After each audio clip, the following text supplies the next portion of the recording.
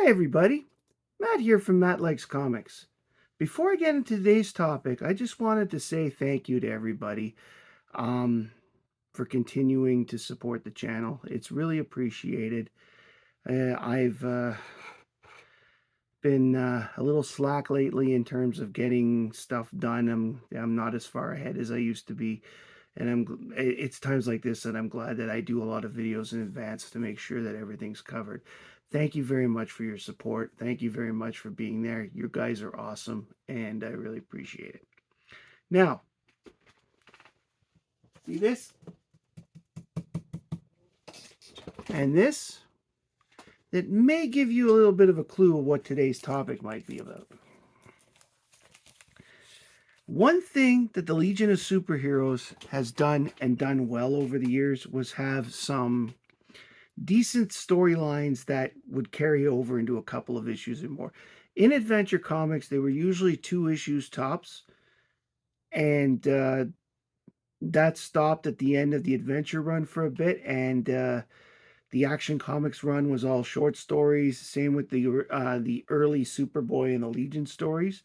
But once Superboy, the title became Superboy and the Legion, they started picking up with the bigger storylines again.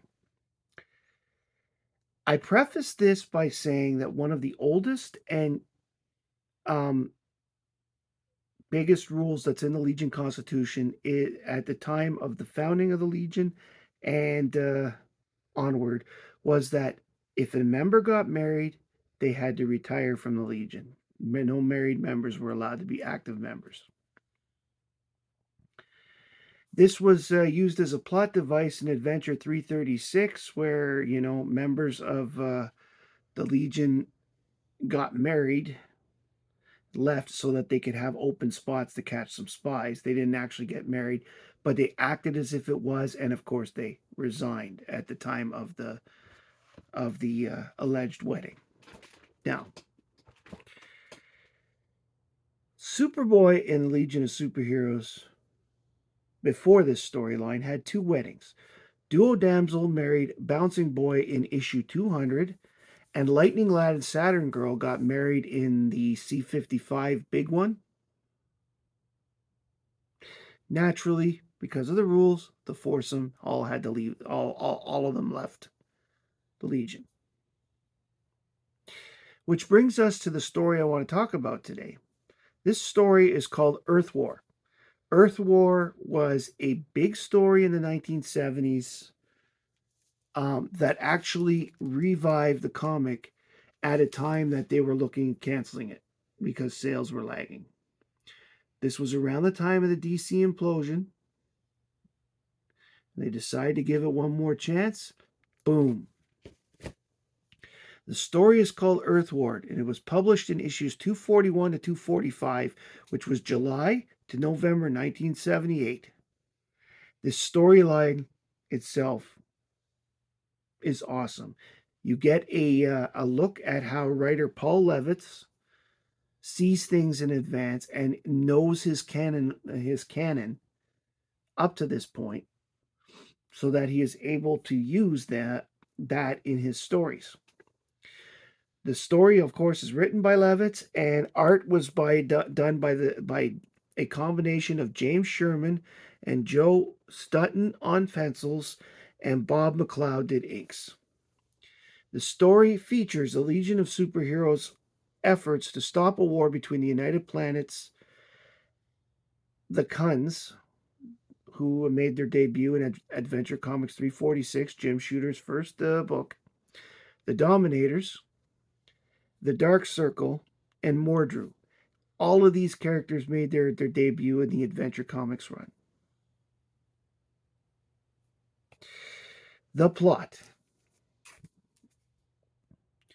United Planets Ambassador Relnick summons Mon-El, Ultra Boy, Wildfire, and Dawnstar to Weber's World. Weber's World is an artificial planet created to be the bureaucracy for the United Planets, to protect a diplomatic conference between the United Planets and the Dominators, or the Dominion as they're known as their planet. Well, the United Planets and the Dominion. I've never heard that before, although this predates both. While many of their fellow Legionnaires battle the resource raiders on and above Earth, this crisis prevents Science Police Officer Schwan Aaron from informing the Legion that one of their biggest enemies has escaped. The Legion beats the raiders, only to discover that they were scouting for the Kuns preparing for an invasion on Earth. While the team fights the invasion fleet, Superboy, Element Lad, Sunboy, and Colossal Boy take the fight to Kundia, where they learn that the Kun warlord Garlak is being telepathically manipulated by an outside force, which they manage to trace back to Weber's world. The Legionnaires prevent a pair of assassins from killing the Dominion diplomatic delegation at Weber's world, but this is only one of a series of events seemingly made just to disrupt the peace conference. When Relnick and the Dominators suddenly vanish, the Legionnaires decide to return to Earth. Along the way, they locate a space station and discover the missing Dominators, who tell them that Relnick is a Dark Circle agent.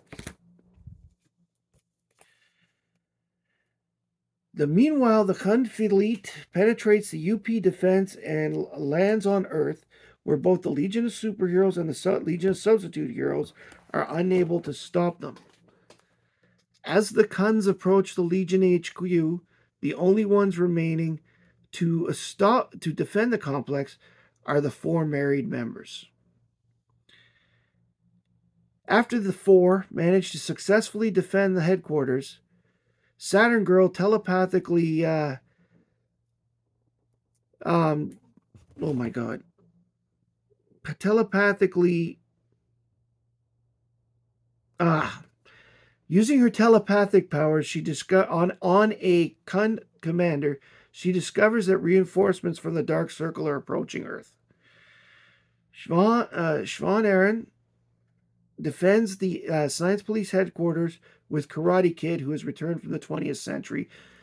If people remember, at this point, Karate Kid has his own series where he's in the 20th century to try and prove his worth to Princess Projectra's dad as a potential suitor.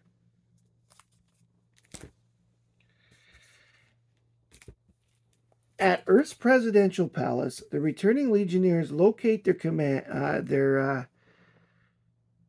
comrades who were captured in battle with the Kuns, but are now being held by the Dark Circle.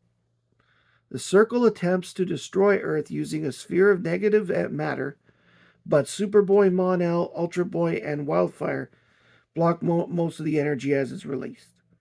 The palace, though, is destroyed as a result. Only a handful of Legionnaires are conscious when one of the Circle agents, disguised as Relnick, reveals himself to be the escaped foe, Mordru the Sorcerer. Mordru was a big one. A magic user and very good with futuristic science. He can only be defeated if he is underground because of his fear of claustrophobia. Well, his claustrophobia. Having skillfully manipulated current events, Mordru seizes control of Earth. After a brief retreat, Superboy, Lightning Lad, Saturn Girl, and Karate Kid, the ones on the cover, rescue the imprisoned Legionnaires and substitute heroes. In orbit above the Earth, Mordru fends off the entire group of heroes until Element Lad is able to transmute enough free-floating hydrogen atoms surrounding the wizard into soil, thus burying him. Having been imprisoned underground, Mordru is defeated. The Kuns and Dark Circle are driven out of the United Planets territory. The United Planets and the Dominion sign a big peace treaty, which unfortunately gets broken if you read Legion Volume 4. The Dominators end up conquering Earth. The Legion amends the Constitution, and Lightning Lad, Saturn Girl decide to rejoin, while Bouncing Boy and Duo Damsel, enjoying their life of retirement, do not. For those that don't know, by the way, the Dark Circle is a criminal organization that is trying to conquer the United Planets. In this version of the Dark Circle, there are only 5 members of the team, and they use clones of themselves as their minions and build armies that way. Apparently, this is their version of the Clone Wars. This was Levitz's first real big storyline. He had written some books before this. Don't get me wrong, but most of them were one shots or maybe 2-issue stories. This was his first big one. There were at least a few others, including the biggest one there, the Great Darkness Saga, that Levitz is responsible for. But you also get a feel of how Paul Levitz had a great feeling for the Legion and was able to tell a great story. These covers are some of the best covers from the 1970s run of this title. This is 242. That first one was 241. And all of the covers give you an idea of what's going on in the books. And I particularly like this one having the Substitute Heroes on it. I've shown that book before when I did a Substitute Heroes video. Dark Circle, and of course Mordru. There was the time too that Mordru sent Superboy, Mon-El, Duo Damsel, and Shadowlass into the past. There's in Smallville. That was his first appearance, and Mordru made a couple of appearances since, and eventually Mordru loses his powers when Darkseid steals it during the Great Darkness Saga, and becomes almost nothing, at least pre-crisis. If you like this video, please like, comment, and subscribe below. Please tell me if you've read this before. Please tell me if you plan on reading it if you haven't. Please tell me if you have read it before. Tell me if you don't like it, yada, yada, yada. Yes, I do this every video. It's my way of saying, just write comments. Please like, comment, and subscribe. Very important. Thank you very much for joining me today on this little trip through the Earthwar, one of the more interesting Legion stories from the 1970s. My name's Matt. I like comics, and I hope you do too. Bye, everybody.